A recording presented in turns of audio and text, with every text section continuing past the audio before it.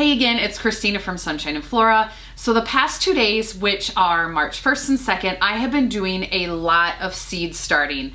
March is usually my busiest month in seed starting, whether it's the 1st of March or around March 15th. So I just thought that I would film a really quick video to share with you guys what I have started for the 1st of March. Now I'm not going to go through and tell how to start the seeds in this video because I've done quite a few of those lately, but I just wanted to give you guys kind of an update on what I'm starting, and then I also want to give you an update on my ranunculus. In 2 days, it will be exactly 2 weeks since I soaked them and put them in the soil, and there are a lot really starting to sprout. I think it's going to be about time to put them under the grow lights, so that's really exciting too. So I'm just going to take you into my seed starting shelf and show you what I've been starting and give you an update on the ranunculus. Okay, so I went ahead and turned my grow lights off. That way the lighting was just a little bit better for you guys to see me. But the 6 seed trays behind me are ones that I have started in the last couple days. So I'm just gonna go through these and share with you guys what I have started. So the first one these are all mostly 72 cell trays. This first one is half ageratum, it's the timeless mix, and the other half is a Dusty Miller. Now, Dusty Miller is something that I don't use a lot for my big market bouquets because it just doesn't get that tall. I think this variety only gets maybe 10 to 14 inches tall. But the Dusty Miller I mainly grow to harvest mid to late September for that big end of the year market that I do, because I do these jelly jar arrangements and I like to put the Dusty Miller in those for foliage. Last year I did 2 different designs. I did a light Dusty Miller foliage and I did a dark Celosia foliage. So I'm purely growing the Dusty Miller for those arrangements. So that is a half and half tray. And then this is just a 24 cell tray. And these are a salmon aster that I got from Baker Creek. Traditionally, I have not had the best luck growing asters. I'm gonna give it one more try this year because they look so beautiful in the picture. So that is what is in the 24 cell tray. This 72 cell tray down here, it's hard for me to see. Oh, this is all mountain mint. So mountain mint is also brand new to me. I've never grown it before, but I'm hoping that it will be a good filler. So I'm doing a whole tray of that.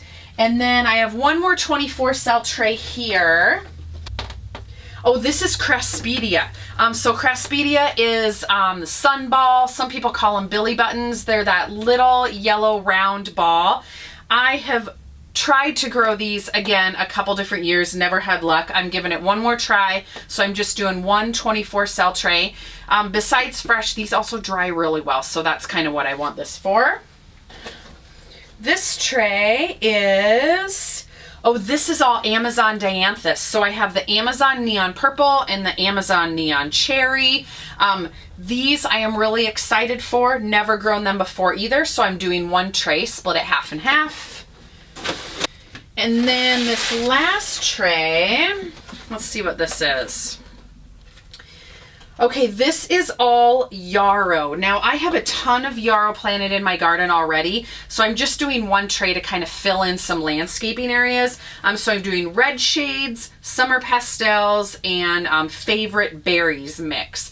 And this will be plenty between this whole tray. Yarrow is a perennial in my area, so I have a couple good beds of it going right now, and it actually will thicken up for the 2nd year. So I should be really good with yarrow in the garden. There is just a couple spots I want to fill, and that will be for this. The other thing I started today was a full tray of Chinese forget-me-not. Now that also is something that I have never grown before, but I'm hoping it'll be a nice filler flower. That tray, it said to set somewhere in total darkness. So I actually have it sitting in a cupboard. It's covered with a humidity dome. It's not on a heat mat or anything, but it is in a cupboard where I know it will be total darkness. So we'll see if that works. I didn't know where else to put it, so we'll see if it works or not. I'm going to flip the camera down because I want to give you guys an update on my ranunculus. I think some of these trays are ready to move under the grow lights. So here are a few of the trays that I actually have moved and kind of stacked right now just so I can walk in here. And I don't know if you can see that. I think you can see all those little light green spots. Those are all the ranunculus coming up. Now over here, these are actually already under the grow lights just because I moved them out of the way. I think I'm going to keep them here. Look at this tray. Look at the green in there. And there's actually a couple that have some leaves coming up. So I think for sure this tray and maybe this tray, I might go ahead and move these under the grow lights. Some of these other trays though, I don't think this one is quite enough along. I'm gonna keep for maybe a couple more days here, cool, and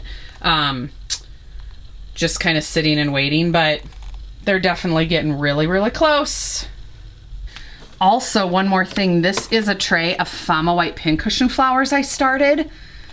They are looking so good.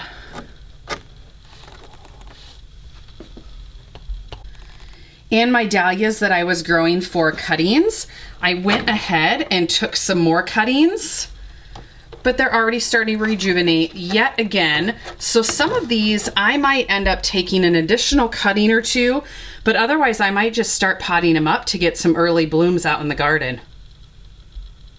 Okay, so that's gonna do it for this video. I just wanted to share with you guys what seeds I'm starting the 1st of March. I have a whole nother list that I'm gonna be starting around the 15th, so I'll make sure to share that with you guys as well. But I'm starting to get really excited. My seedlings are all looking good. The ranunculus are looking good.